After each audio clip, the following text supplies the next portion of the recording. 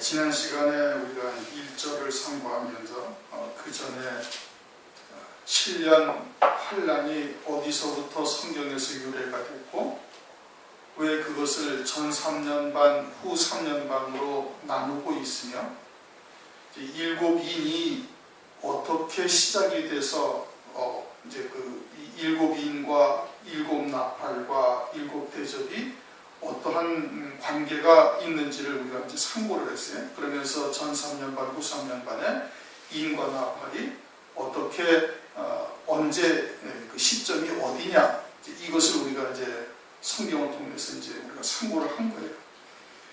그것을 정확하게 딱 깨닫고 있으셔야 되는 거예요. 그게 그냥 뭐 아무런 성경적 근거가 없이 그냥 막 주장만 하고 목소리만 크게 낸다고 될 일이 절대 아니고 어떻게 성경에서 그러한 근거를 가지고서 전 3년 반, 후 3년 반이고 그것이 어디 인 나팔이 어디까지가 전 3년 반에 이루어지는 일이고 어디까지가 어디서부터가 후 3년 반이 되는 것이며 왜 인과 나팔이 동일한 사건을 이렇게 다른 각도에서 조명해 주시는 것인가 그것을 우리가 정확하게 깨닫고 있어야 돼요. 그래야 성경의 말씀을 가지고 증명을 해 주어야 더 이상의 반론이 나오질 아니하는 것이지 그냥 이야기해서는 안 되는 거다 이겁니다. 어디까지나 하나님의 말씀에 근거해서 정확하게 얘기를 해줄 수가 있어야 되는 거예요.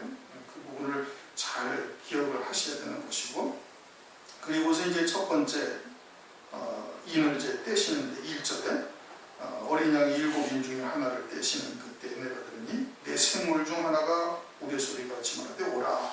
내 생물 중 하나라는 것은 첫째 생물을 말하는 것이고 첫째 생물은 사자와 같다. 그렇게 계시록 4장에서 말씀하셨어요. 첫째 생물이 살리는 일을 하는 것이죠. 하나님의 신과 함께 움직이면서 하나님의 일을 하는 거예요. 성령으로 이루시는 역사를 이 생물들이 하는 거예요. 그런데 얼굴이 그 짐승이 첫째 짐승이 사자 같다라는 것은 사자와 같은 어떤 상징성을 가지고 일을 하고 있다 이겁니다. 그런데 사자라는 게 뭐예요? 그건 짐승의 왕이고 짐승들을 잡아먹는 일들을 하는 게 사자인데 그럼 그것이 우리에게 살리는 역사가 뭐냐? 살리는 역사예요. 살리는 역사가 뭐예요? 육에 속한 존귀에 처하나 깨닫지 못해서 멸망하는 짐승처럼 살아갈 수밖에 없는 우리들을 그런 짐승의 소욕들, 육체의 소욕들을 잡아먹는 일을 한다. 그렇게 해서 살리는 일을 하는 거예요. 그렇게 해서 영에 속한 자, 새 피조물로 그리스도 안에 있는 새 생명으로 사는 자로 이끌어 가신다 이겁니다. 그게 첫째 생물로서 살리는 역사예요. 그럼 그렇게 살리시는데 어디로 오라고 그런다? 우리가 예수 그리스도와 함께 우리의 정과 욕심이 다 못 박힌 곳으로 오라는 거예요. 우리는 예수 그리스도를 믿을 때 이미 옛사람이 다 십자가에 못 박혀 죽은 존재이니 그것이 어디냐? 요한복음 19장에 골고다 언덕이다. 주님이 십자가에 못 박혀 죽은 곳으로 그곳으로 와서 내가 주님과 함께 십자가에 못 박혀 죽었음을 봐라. 오라. 그래서 봐라. 그리고서는 우레 같은 소리로 말한다는 것은 그와 같은 하나님의 음성이 하나님의 말씀이 천둥 소리가 나면 세상의 모든 소리를 다 잠재워 버리듯이 우리 안에서 그렇게 역사를 이루어 가시는 일을 하시는 것이죠. 그런 은혜를 입게 하시는 거예요. 그게 뭐예요? 사자 같은 짐승, 첫째 생물로 이루신다 이거. 첫째 생물이 어디로 오라 한다? 십자가 골고다 언덕으로 오라 하는 거예요. 왜?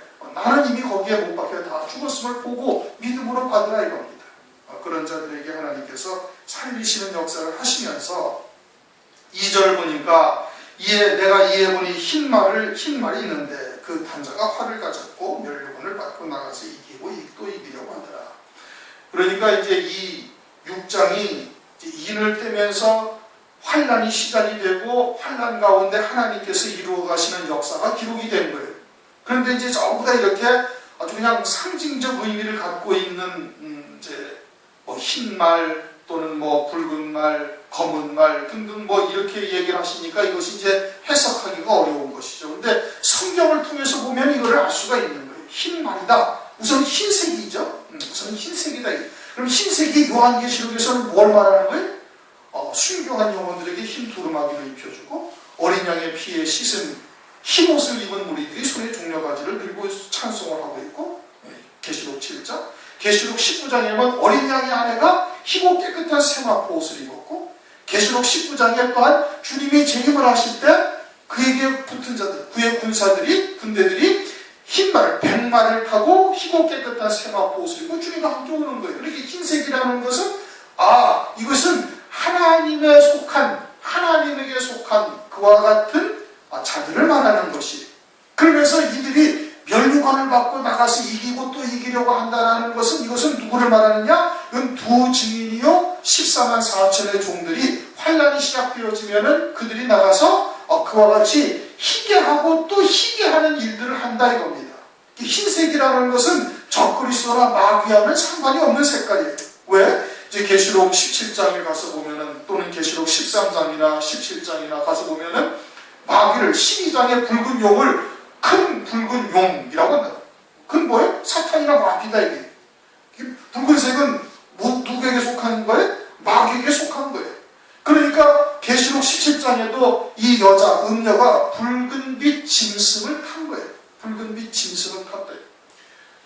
적그리스도가 등장을 하는데, 적그리스도도 그것이 붉은빛 짐승이라. 붉은빛 짐승이 적그리스도를 말하는 거거든요. 음료교회가 적그리스도를 탔다라는 것은 적그리스도의 권세에 야합을 해가지고 함께 육신적인 평안을 누리면서 이제 음행하는 것을 말하는 거예요. 신랑 되시는 예수님을 맞이해야 할 교회가 적그리스도를 그리스도로 맞이해가지고서 그 권세에 함께 야합을 하고 있는 것이 음료죠. 그런데 음료가 뭘 탔어요? 붉은빛 짐승을 탔어요. 사탄도 무슨 색깔? 붉은색이에요. 그러면서 음료도 붉고 자주 빛나는 옷을 입었다. 그러니까 이 사탄이나 마귀 쪽에 속한 것이 붉은색이에요. 흰색은 거기에 전혀 나타나지 아니하는 거예요. 그럼 흰말을 탄 자가 누구냐? 흰말을 탄 자는 그와 같이 14만 4천의 종이요, 두 증인이요, 환란날 사역할 종들이다 이겁니다. 환란이 시작되면 그들을 내보내서 진리의 말씀을 증거해서, 환란 가운데 이루신 구원의 말씀을 증거해서 살릴 자를 살리는 거예요. 그 다음에 또 하나의 증거는 면류관이라는 단어예요. 면류관이라는 것은 승리, 어떤 싸움에서 이긴 자가 면류관을 쓰는 거예요. 헬라어로 정확하게 구별이 되는데, 헬라어로는 스테파노스라고 그래요. 왕관은 디아데마타라고 그래요. 주님이 요한계시록 19장에서 면류관을 썼다고 나오는데 그건 번역이 잘못된 것이고 왕관을 쓰는 거예요. 주님은 만왕의 왕으로 오시는 분이니까 왕관을 써요. 적그리스도가 계시록 13장을 보면 면류관을 썼다고 나오는데, 계시록 13장에 1절, 내가 보니 바다에서 한 짐승이 나오는데 뿔이 10이요 머리가 7이요 그 뿔에는 10 면류관이 있더라 하는데, 이 면류관이라는 단어도 디아데마타라는 왕관을 말하는 거예요. 적그리스도도 지가 왕인 것처럼 보이게 하기 위해서 왕관을 쓰고 있지 면류관을 쓰는 것이 아니에요. 면류관은 싸움에서 또는 어떤 경기에서 이긴 자, 승리한 자가 쓰는 게 면류관이고, 왕관은 왕이 쓰는 거예요. 그러니까 재림하실 주님이 만왕의 왕으로 오시니까 왕관을 쓰는 거예요. 디아데마타. 계시록 19장 14절인가요?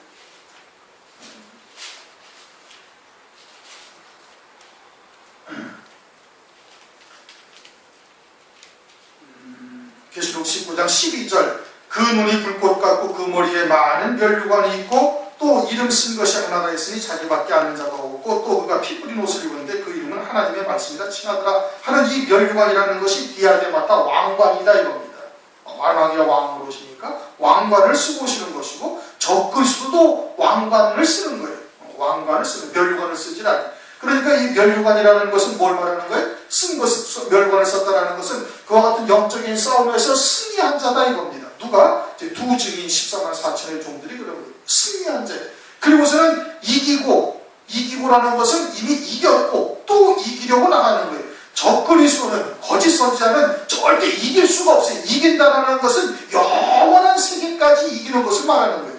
영원한 세계에서 이기는 것을 말하는, 성경에서 말하는 것은 그걸 말하는 것이지 세상에서 말하는 것이 아니에요.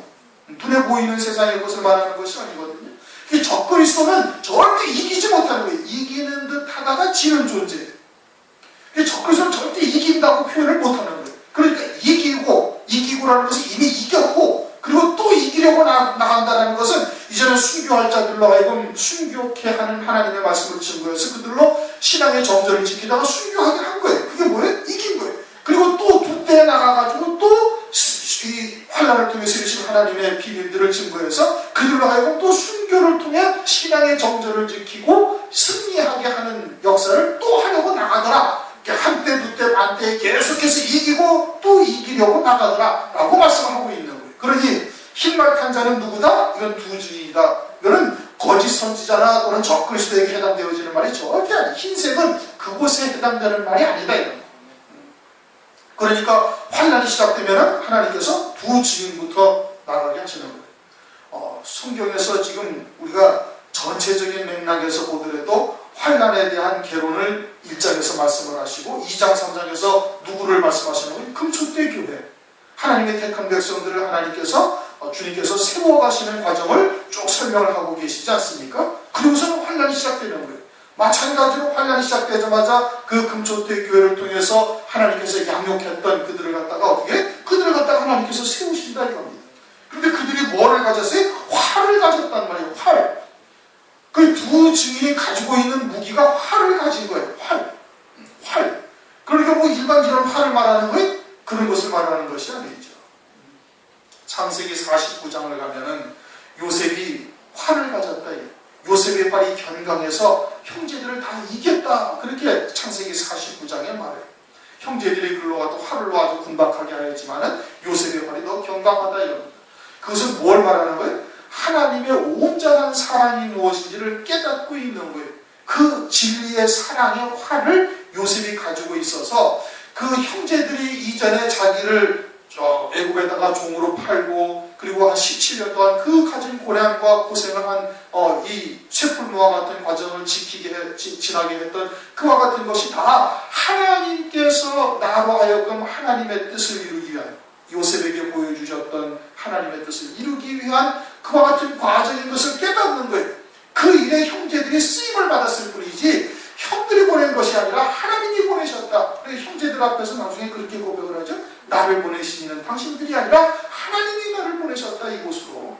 그러니까 형제들을 전혀 원망하거나 그들을 갖다가 미워하거나 원수를 갚거나 하지 아니하는 거예요. 왜? 하나님의 사랑으로 그것이 하나님의 사랑인 것을 깨닫고 있으니까 그러한 하나님의 사랑으로 형제들을 다 용서해버리는 거예요.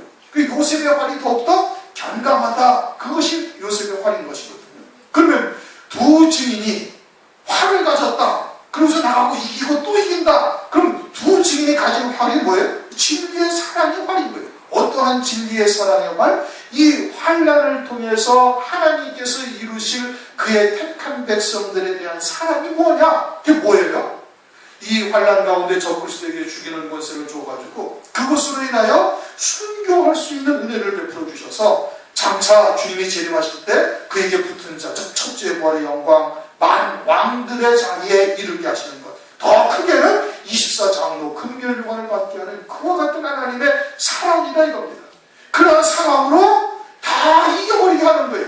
적그리스도의 권세 앞에서 비겁하게 굴하지 아니하고 악형을 받되 구차하게 굴하지 아니하고 명하지 아니하고 그냥 세상이 감당하지 못할 믿음을 가지게 하셔서 하나님께서 이기게 하시는 거예요. 그게 이 두 증인이 가진 활이다 이겁니다. 활.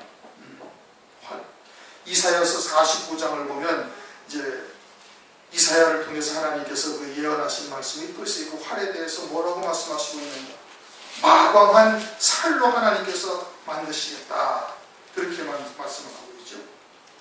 이사야서 49장 2절 내 입을 날카로운 칼같이 만드시고 나를 그 손 그늘에 숨기시며 나로 마광한 살을 만드사 그 전통에 감추시고 내게 이르시되 너는 나의 종이요 내 영광을 나타낼 이스라엘이라 하였느니라.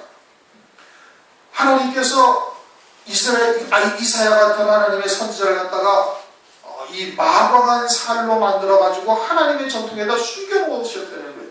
마광하다라는 것은 마광한 살이라는 것은 아주 반짝반짝하게 아주 예리하게 빛나게 만들었다는 거예요. 뭘로 그렇게 만들어요? 좌우의 날선 검보다도 더 예리한 하나님의 말씀으로 마광한 살로 만들어서 하나님의 전통에다가 딱 숨겨놓고 있는 거예요. 언제 쓰시려고? 환난 날에 쓰시려고. 그래가지고 6절을 보면은 이사야서 49장 6절을 보면 그가 가라사대 네가 나의 종이 되어 야곱의 지파들을 일으키며 이스라엘 중에 보존된 자를 돌아오게 할 것은 오히려 경한 일이라. 오히려 경한 일은 내가 또 너를 이방의 빛을 삼아 너의 구원을 베풀어서 땅끝까지 이르게 하리라. 하나님께서 그와 같이 보존된 자들이 있다. 남은 자들이 있다는 거예요. 언제? 이 마지막 때. 이사야의 때에도 그러했고 엘리야의 때에도 그러하였고 그리고는 초대교회 때에도 남은 자들이 있었고 로마서 11장에 바울이 말하고 있죠. 그러면 마지막 때는 어떻게? 마지막 때도 이 남은 자가 있다 이겁니다. 베드로전서 1장 5절 말세의 은을 읽기로 예비된 자들이 있다고 성경에서 말씀하고 있지 않습니까? 그와 같이 보존된 자들을 돌아오게 하신다 이겁니다. 누구를 통해서? 그 마광한 살을 통해서 그들이 그 화살을 가지고 있는 거예요.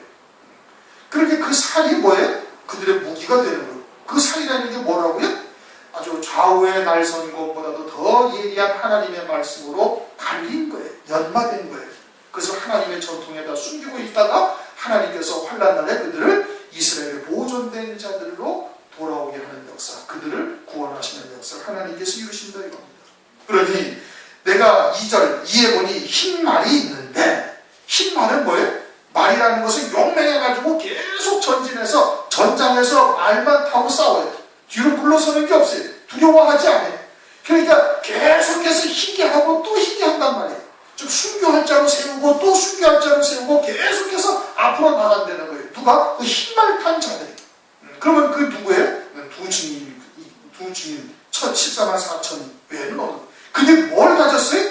하나님의 진리의 사랑의 말씀을 딱 가지고 있는 거예요. 환난 가운데 이루신 구원의 말씀을 딱 가지고 있는 거예요. 그것이 신앙의 정절을 지키게 하고 이기게 한다 이겁니다. 승리하게 하는 역사를 한다. 그래서 그들이 면류관 그와 같은 신앙의 경주에서 이긴 거예요. 면류관을 이미 받았다 이겁니다. 면류관을 받고 그리고는 나가서 이기고 한때 이기고 또 두 때 이기고 또 반때 이기려고 나가서 이기고 또 이기려고 하더라 이런 말씀인 겁니다. 그러니까 이거는 두 층이에요. 혹 이제 적그리스도라고 얘기를 하는데 적그리스도는 이미 앞서서 설명드렸던 것처럼 붉은색이 마귀의 상징이에요. 붉은색 뒤에 나오는 검은색 또는 청황색 이건 다 마귀에게 속한 거예요. 흰색은 하나님께 속한 거예요. 그러니까 요한계시록에서는 흰 두루마기, 흰 옷을 입고 또는 희고 깨끗한 세마포를 입고 백마를 타고 딱 흰색은 다 주님 편에 서 있는 자를 말하는 거예요. 그러니까 환란이 시작되면은 두 증인이 딱 등장을 해가지고 이제 그와 같은 활로 하나님의 백성들을 살리는 일을 할 것을 말씀을 하고 있는 겁니다. 주석이나 다른 곳에서는 이것이 이제 또 요한계시록을 지금 오늘날 해석하는 곳에서는 전부 다 적그리스도라고 얘기를 하는데 적그리스도는 흰색일 수가 없어요.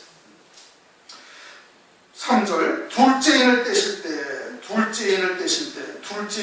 때 내가 들으니 둘째 생물이 말하되 오라. 둘째 생물은 어떠한 생물이에요? 둘째 생물은 사자와 같고 송아지가 얼굴을 가지고 송아지. 둘째 생물이 송아지와 같은 얼굴을 가지고 있는데 그걸 보고 오라.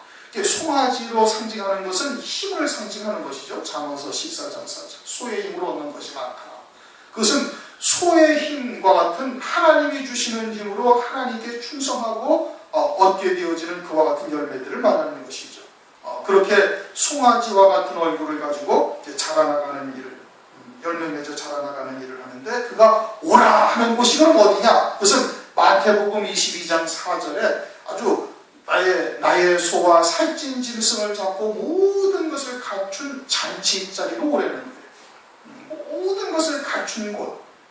우리를 성장시키고 아주 성숙한 믿음, 장로와 같은 믿음 또는 더해서 24장로의 자리에 설 수 있는 그 믿음의 자리로 세우기 위하여 모든 것을 갖춘 자리다. 이거 어디가? 지금 이 세상이 그런 거예요. 거기에는 악한 마귀도 있잖아요. 악한 마귀를 통해서 어떻게 하는 거예요? 우리를 갖다가 연단하시고 그리고서는 더러운 찌꺼기나 불순물 같은 것들을 다 빼내시는 일들을 마귀를 통해서 하는 거예요. 그와 같은 연단과 쇠풀무와 같은 과정을 거치지 않으면 어떻게 육에 속한 것에서 벗어날 수가 있습니까? 그건 절대 있을 수가 없는 거예요. 그러니까 내 아들을 반드시 어디서 부른다? 애굽에서 부르는 거예요. 애굽을 통해서 부르는 거예요. 쇠풀무와 같은 연단의 과정을 통해서 아들의 신앙으로 세운다. 그래서 그 모든 것을 다 갖춰놓은 자리다 이겁니다. 그 자리가 어디라고요? 마태복음 22장 왕의 오찬 자리인 거예요. 그와 같이 왕의 오찬 자리와 같이 이 모든 세상의 만물들을 하나님께서 그렇게 갖추어 놓으신 것이, 그것을 통해서 길러가시고 양육하시고 또 정금과 같은 믿음으로 하나님께서 세우시는 자리고요. 그쪽으로 오라. 둘째 생물이 말하되 오라 하더니 이에 붉은 바늘막이 나오더라. 붉은 말은 뭘 상징하고 있다고? 마귀를 상징하고 있는, 죽이는 일을 하고 있는 것이죠.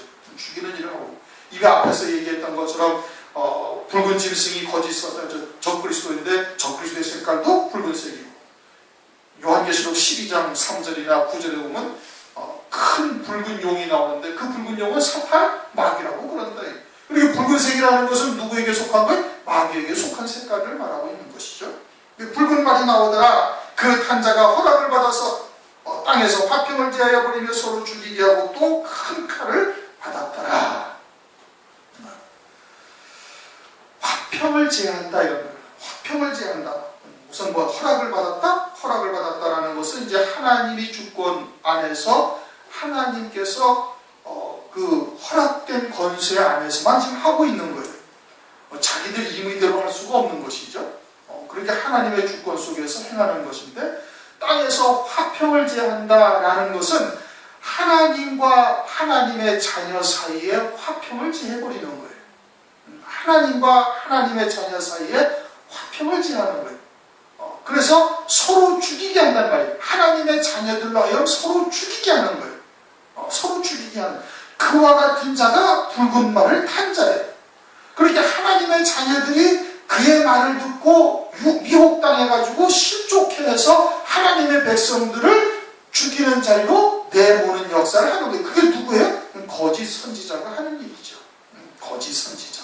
적그리스도는 왕과 같은 존재로서 등장을 하니까 적그리스도는 이미 있고, 그리고서는 거짓 선지자, 즉 요한계시록 13장에 땅에서 올라오는 한 짐승이 있는데 양의 뿔과 같은 그와 같은 것을 가지고서 나오고 있다. 그렇게 말씀하고 있죠. 계시록 13장을 보면은 계시록 13장 11절, 내가 보면 또 다른 짐승이 땅에서 올라오니 새끼 양같이 두 뿔이 있고 용처럼 말하더라 하는, 이것이 바로 둘째 생물이 오라 할 때 이 붉은 말 탄 자로서 등장하는 겁니다. 그러니까 두 증인이 등장하는 것과 그럼 순서가 어떻게 되냐? 동시에 나오는 거예요. 거짓 선지자도 나오고 그 앞에 이제 두 증인도 나와서 말을 하는 것이. 그리고 하나님의 교회들에게 하나님의 말씀을 전하는데 이제 세상에 속한 말로 살던 자들은 어떻게? 거짓 선지자의 말에 그냥 미혹당해서 넘어가는 거예요. 그래가지고는 신앙의 정절 두 증인과 그들의 말을 쫓는 자들을 갖다가 핍박하고 그리고 출혈하고 그리고 하나님의 이름으로 그들을 죽이는 일을 하는 거예요. 죽이는 일을 하는 것이죠. 그렇게 죽이는 일을 하는데 그들이 서로 죽이게 하고 큰 칼을 받았다는 것은 어느 누구도 다 죽일 수 있는 칼인 거예요. 어느 누구도. 그러니까 육에 속해서 세상에 속한 말로 혼잡된 말로 살던 자들은 거짓 선지자가 등장을 해가지고 막 이적을 보이죠. 또 사랑과 평화를 외치죠. 거기다가 적그리스도가 등장해가지고 죽었다가 상처가 났다가 3일 만에 살아나는 역사가 나타나는 거예요. 이제 요한계시록 13장을 보면 나타나잖아요. 13장 계속해서 이제 그와 같은 적그리스도와 거짓 선지자의 활동상이 나오는데, 거짓 선지자가 막 우상에다가 생기를 딱 불어넣으니까 막 그냥 뭐 정성처럼 서있던 게 말도 하고, 뭐 돌부처가 말을 한다든지, 뭐 마리아상이 말을 한다든지, 뭐 기가 막힌 역사가 나타나는 것이죠. 뭐 그와 같이 이적이 나타나면서 사랑과 평화를 외치죠. 거기다가 적그리스도가 등장을 딱 했는데 이게 얼굴도 인물도 기가 막힐 뿐 아니라 말도 너무너무 잘하고, 거기다가 세상의 온갖 난제, 전쟁이나 기근이나 또는 뭐 공해나 이런 문제들을 아주 기가 막히게 해결해버리는 거예요. 기가 막히게 해결해버리는 거예요. 요즘 왜 여러분들 뉴스를 보면은 미국이 이제 컴퓨터 북한이 무슨 자기들의 존엄 뭐라고 그래? 김정은을 대한 모독을 하는 그런 코미디 영화 같은 것을 만들었다고 소니사를 해킹을 해가지고 위협을 해가지고 영화 상영을 못하게 했잖아요. 여기 미국에서 또 어떻게 컴퓨터로 또 북한을 갖다가 다 그냥 디도스 공격을 해가지고 북한의 인터넷망이 마비가 되게 만들어 버렸어요. 그렇죠? 이제 컴퓨터로 이제 전쟁을 하잖아요. 지금 우리나라 원전이 왜 이제 막 시끌벅거래? 컴퓨터로 조종을 해가지고 이제 뭐 폭탄이고 뭐고 할 필요가 없는 거예요. 그냥 컴퓨터로 해킹을 해가지고 적당하게 조작하고 폭파시켜버려서 오작동을 이렇게 만들어버리면 어떻게? 원전이 망가져버리는 거예요. 그러니까 뭐 굳이 막 가서 그냥 폭탄을 쏘고 뭐 할 필요가 없어요. 컴퓨터로 다 돼버리는 거예요 지금. 그러니까 적그리스도가 등장을 해가지고 이 컴퓨터 유럽의 그 가장 큰 컴퓨터 뭐라고 해야 돼? 아주 그냥 어마어마한 컴퓨터가 있다고 그러지 않습니까? 거기에 그 팻말이 뭐라고 썼다고요? 짐슨이라고 써져 있다니까. 비스트라고 짐슨. 컴퓨터 방이 아주 슈퍼 컴퓨터가 있는데 온 세계의 모든 것을 다 컨트롤할 수 있는 그런 컴퓨터가 있다고요. 벨기에 EU 집행본부가 있는 벨기에 거기에 있다고 했어요. 그러니까 그와 같은 컴퓨터를 가지고서 온 세상을 온전히 통제할 수가 있는, 지금 이것을 누가 막을 수가 있어요? 아무도 못 막는 겁니다. 지금 이와 같은 상황을. 컴퓨터를 해킹을 하고 컴퓨터로 은행 관계, 우리나라는 컴퓨터로 주민등록, 토지대장, 은행거래, 기타 등등 다 되어져 있는데 이거를 갖다가 만약에 컴퓨터로 조작을 해가지고 그것을 해킹을 해서 문제를 만들어 버린다면 우리나라 전체 경제가 다 마비가 돼버리는 거예요. 어마어마한 일이 벌어지는 겁니다. 그러니까 장차 그 컴퓨터를 지배할 수 있는 적그리스도가 딱 등장을 해가지고 그 문제를 딱 해결해버리는 거예요. 얼마나 안전한 세상에서 우리가 살 수가 있는가를 딱 보여주고 전쟁을 아주 평화적인 방법으로 해결해버리고 기하 문제 아주 그냥 기가 막히게 딱 해버리고 해결해버리고 그러면서 세상을 마치 아주 그냥 사랑과 평화의 공동체처럼 마치 성경에 나와있던 에덴 동산과 같은 곳으로 만들 것처럼 그냥 보여지는 겁니다. 거기다가 죽었다가 3일 만에 다시 살아나죠. 거기다 거짓 선지자가 당장을 해가지고 아주 말도 기가 막히게 잘한단 말이에요. 그러니까 교회들이 다 어떻게 그냥 현혹해서 다 넘어가는 거예요. 붉은 빛, 흰 옷, 흰 말, 이것은 상징적인 의미예요. 실제 붉은 말 타고 나타나지 않아요. 실제 흰 옷 입고 나타나는 거 아니에요. 흰 말 타고 나타나는 거 아니에요. 그러니까 성도들이 듣기에, 성도들이 보기에 이게 영적인 분별력을 갖지 못하면 이게 붉은 말인지 저게 흰 말인지 뭐가 붉은 말 편자인지 아무도 분별 못하는 그냥 왔다 갔다 하는 거예요. 그러다가 지금까지 들었던 말씀들이 세상에 속한 말이요 땅에 속한 말이요 혼잡된 말씀이요 누룩이 섞인 말을 들었던 사람들은 그냥 다 넘어가 버려요. 그냥 넘어가는 거예요. 분별할 수가 있겠습니까 여러분? 못하는 거예요. 지금도 뭐가 진리인지 뭐가 잘못된 말씀인지 지금도 분별 못하는데 거짓 선자가 등장해서 막 이적을 보이죠. 적그리스도가 등장을 해가지고 막 기가 막힌 묘책을 그냥 내놓고 막 컴퓨터 문제 이런 거 막 다 해결해버리고 전쟁 문제 딱 끝내버리고 지금 뭐 미국이 아무리 전쟁을 갖다가 그 테러 분자들 무슨 뭐 이슬람권에 있는 사람들 그렇게 하려고 합니까? 못해. 아프가니스탄에 갔다가도 지금 후퇴하고 있어요. 망하고 오는 거예요. 이라크에 갔다가 망하고 오는 거예요. 월남전 갔다가 망하고 간 거예요. 해결 못하는 겁니다. 그런데 지금도 뭐 계속해서 분쟁은 벌어지고 있죠. 그걸 누가 해결해? 적그리스도가 딱 해결해버리는 거예요. 거기다 거짓 선자가 등장해서 붉은 말 편자가 등장해서 막 그런 사랑과 평화에 대해서 또는 막 이적을 막 보여주고 그러고서는 막 그와 같은 공동체를 만들어가서 우리가 다 서로 평화롭게 뭐 기독교든 천주교든 또는 불교든 이슬람권이든 다 우리가 사랑과 하나가 되자 성경의 모토도 뭐 사랑과 평화가 아니냐 어쩌고 저쩌고 하면서 다 그런 얘기를 하면은 교회들 그렇게 세상의 철학이나 또는 그렇게 세속적인 말로 살고 있던 교회들은 그냥 다 가는 겁니다. 절대 분별할 수가 없는 거예요. 그러니까 어떻게? 서로 죽이는 거예요. 서로 죽이려. 그리고서는 큰 칼을 받았다 했죠? 그렇게 해서 미혹된 자는 육체는 3년 반 동안 살지만 영은 완전히 죽은 거예요. 영이 죽은 거죠.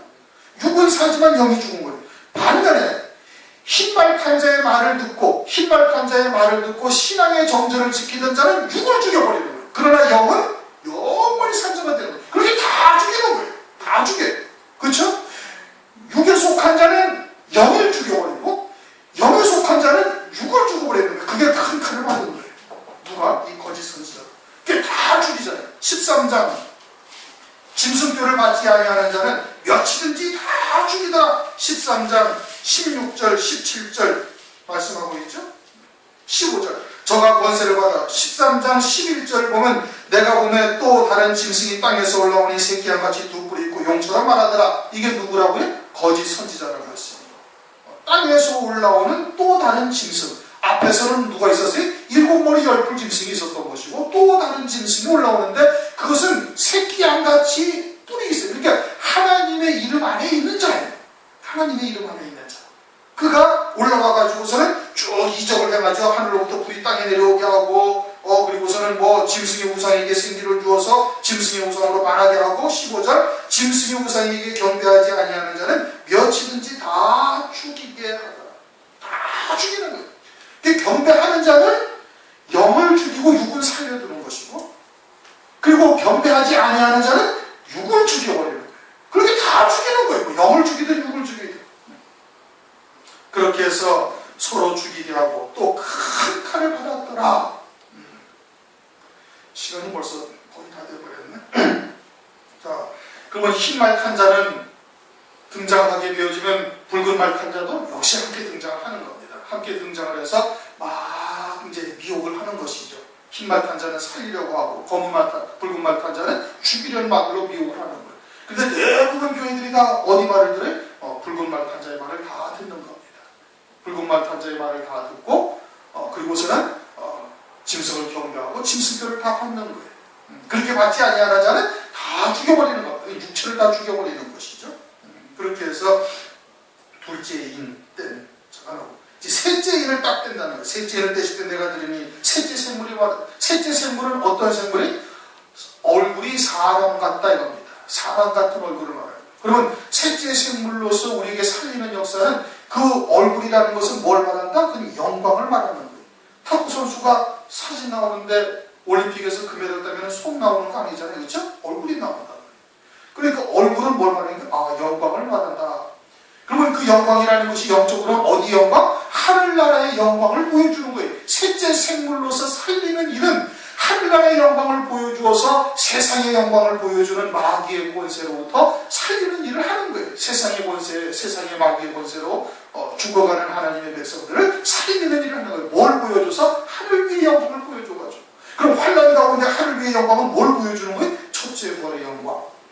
그리스도와 함께 왕으로서 오는 자들의 영광, 새 예루살렘 성의 영광, 이것을 보여주는 거예요. 그러니까 하나님의 영광에 참여하는 이거는 정말 어마어마한 영광을 하나님께서 우리를 위해서 예비해 놓으시고 그걸 보여주시는 거예요. 그거를 위해서 이 환난을 주셨음을 하나님으로부터 이 생물로부터 깨우쳐 주신다 이겁니다. 깨닫게 한다 이겁니다. 셋째 인을 떼실 때 내가 들으니 셋째 생물이 말하되 오라. 그러면 그렇게 셋째 생물이 말하되 그와 같은 영광으로 오라 하는 곳은 어디를 말하는 거예요? 마태복음 17장 엿새 후에 따로 높은 산에서 주님께서 변화된 모습을 보여주시잖아요. 해보다 더 밝은 옷, 빨래를 사람이 해도 그렇게 희게 빨 수 없는 그 아주 희고 깨끗한 세마포 옷을 입은 모습을 보여주시는 거예요. 그게 부활의 영광의 모습이죠. 그게 요한계시록에서는 새 예루살렘 성이 되는 것이고 어린 양이 아니에요. 그 영광을 보고 쫓아간 자들은 주님이 재림하실 때 백마를 타고 희고 깨끗한 세마포 옷을 입고 그에게 붙은 자가 되어지는 이와 같은 영광을 하나님께서 입혀주신다 이겁니다. 누구에게? 흰머리를 탄 자의 말을 듣고 신앙의 정체를 지키는 자들에게 이와 같은 영광을 보여줄 테니 그 영광을 통해서 세상의 그런 환난의 권세, 적그리스도의 권세를 능히 이길 수 있는 자가 되게 하는 것. 그런데 내가 보니 검은 말이 나온다. 그때 검은 말이 나오는 거예요. 검은 말이라는 것은 불로 싹 타고 남은 재와 같은 거예요. 그러니까 이 검은 말은 지금 검은 말 탄 자가 등장하는데 검은 말 탄 자는 어떤 자냐? 이것이 이제 누구냐? 이것은 이미 우리가 6장을 들어오기 전에 이제 사전에 우리가 얘기를 했어요. 인과 나팔은 어떠한 사건이다? 동일한 사건이다 이거예요. 그래서 다섯째 인이 다섯째 나팔과 같은 사건을 말하는 거예요. 순교자가 아직 남아있을 때고 그것은 이제 둘째 화죠. 첫 번째 화죠. 그렇죠? 첫 번째 화, 다섯째 첫 번째 화를 말하고 있는 것이다. 요한계시록을 통해서 그것이 이제 확인이 됐어요. 동일 사건인 것을 말하고 있는 것이죠. 그러면은 이 셋째 인을 뗄 때는 셋째 나팔과 같은 사건을 지금 말하고 있는 거예요. 셋째 나팔을 불 때 어떤 일이 벌어지냐면 요한계시록 8장을 보면은 10절 세제의 천사가 나팔을 부니 횃불같이 타는 큰 별이 하늘에서 떨어져 강들의 3분의 1과 여러 물샘에 떨어지니 이 별 이름은 쑥이라. 물들의 3분의 1이 쑥이 되매 그 물들이 쓰게 됨을 인하여 많은 사람들이 죽더라. 셋째 천사가 나팔을 부니까 어떤 일이 벌어져요? 큰 별이 땅에 떨어져가지고 그 물샘에 떨어지는데 그 물샘이 쑥물이 된다. 이거는 누구를 말하는 거예요? 하나님의 종들을 말하는 거예요. 하나님의 종 중에 큰 종이 하나 완전히 떨어져 버리는 거예요. 그래가지고 적그리스도를 적극적으로 추앙하고 경배하고 적그리스도의 편에 들어서 막 얘기를 하는 거예요. 그러니까 그의 영광은 다 불타 없어진 자가 되는 거예요. 그러면서 요한계시록 12장을 한번 보시면 12장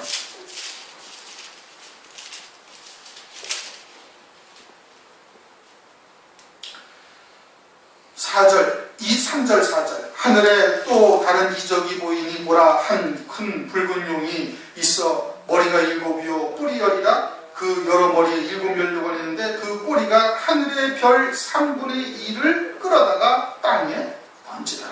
하늘의 별 3분의 1을 끌어다가 땅에 던진다. 뭘로? 꼬리로. 꼬리라는 것은 미혹하는 역사, 거짓 선지자와 같은 일들을 하는 존재를 말하는 것이죠. 그래가지고 하늘의 별을 3분의 1을 끌어다가 땅에 던졌다는 것은 하나님의 종들을 갖다가 하나님의 종들이 뭐예요? 하늘에 있어서 하늘을 소망하게 하고 하늘을 바라보게 하는 일들을 하는 자들인데 그 종들을 전부 다 땅에 떨어뜨렸다? 그럼 그 종들은 어떻게 됐다는 거예요?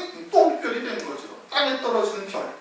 땅에 떨어진 별이 된 거예요. 그렇게 큰 별이 떨어진과 동시에 그를 추종하는 하나님의 종들의 3분의 1이 아주 환란이 시작하자마자 딱 떨어져 버리는 거예요. 그래가지고 적그리스도를 적극적으로 추앙하고 있는 거예요. 그러면 이 검은 말 탄 자는 누구를 말하는 거예요? 그와 같이 큰 별 하나 떨어진 자를 말하는 거예요. 음녀교회를 말하는 거예요. 음녀교회가 돼가지고 이제는 자기의 모든 삶이 다 불타 없어져 버린 거예요. 불타 없어져서 또 계속해서 다른 하나님의 백성들, 하나님의 종들을 미혹해서 또 불타 없어지게 하는 역사를 하고 있다.